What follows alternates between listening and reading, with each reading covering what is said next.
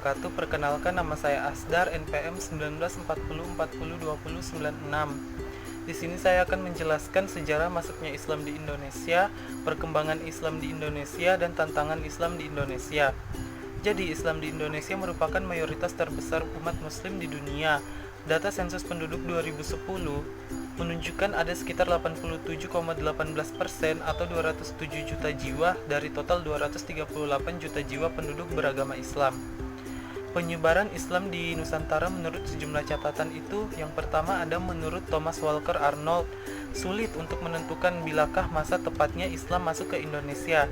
Hanya saja sejak abad kedua sebelum Masehi, orang-orang Keilen dan berdagang ke Indonesia masuk abad ke-7. Orang Keilen mengalami kemajuan pesat dalam perdagangan dengan orang Cina, hinggalah pada pertengahan abad ke-8 orang Arab telah sampai ke Kanton.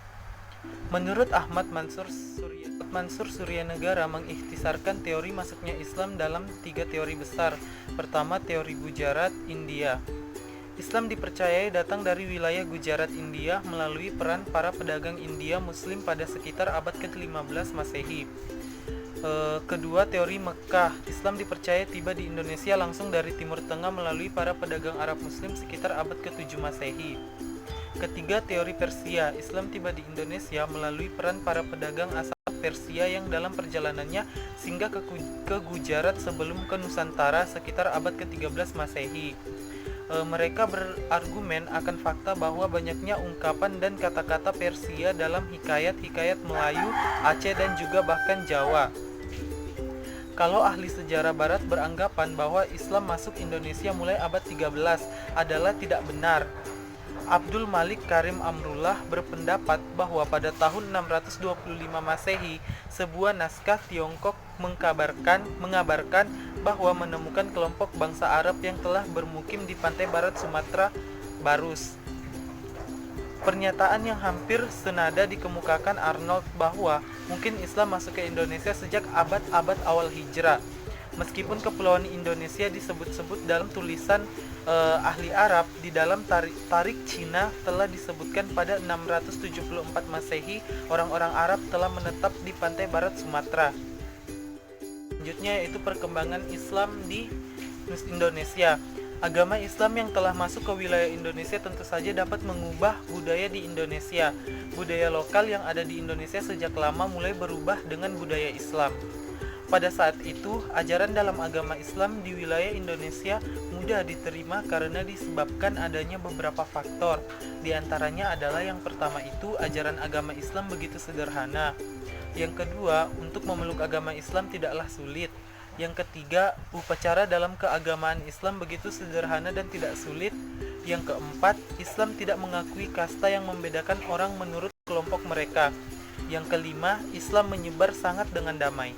Yang keenam, kekuatan dalam bidang politik para pedagang Muslim. Yang ketujuh, Muslim dianggap kuat dalam bidang militer. Yang kedelapan, Islam mengajarkan moralitas penduduk asli. Dan yang kesembilan, pengkhotbah pandai menyembuhkan obat sehingga sangat populer. Nah, banyak masjid dan musola telah didirikan sebagai tempat ibadah di berbagai tempat.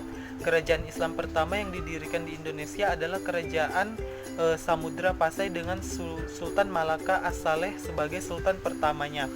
Jadi itu tadi dia perubahan di Indonesia sejak masuknya agama Islam di Nusantara ini. Kemudian yang ketiga itu adalah tantangan Islam di Indonesia menurut Majelis Ulama Indonesia atau MUI. MUI ini memandang dunia dakwah menghadapi 3 tantangan, yaitu upaya pembinaan mental, karakter, dan sumber daya manusia yang berada di bidang keagamaan. Sebagai umat Islam, dia mengaku sebagai Islam, namun tidak berbuat apa-apa dengan Islam, sehingga hanya membuat susah di kuping. Di sisi lain, sebutnya orang yang homofobia dengan Islam. Segmentasi dakwah yang bermacam-macam inilah kadang-kadang memberi cerita Islam yang kurang baik. Sebagai umat Islam di era sekarang juga senang dengan yang aneh-aneh, seperti menyenangi dan mengikuti seseorang yang mengaku sebagai nabi.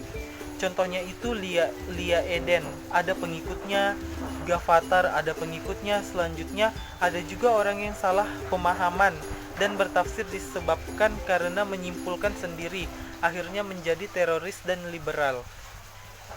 Jadi inilah pemaparan yang dapat saya sampaikan. Kurang lebihnya mohon dimaafkan. Wabillahi taufiq wal hidayah. Wassalamualaikum warahmatullahi wabarakatuh. Terima kasih.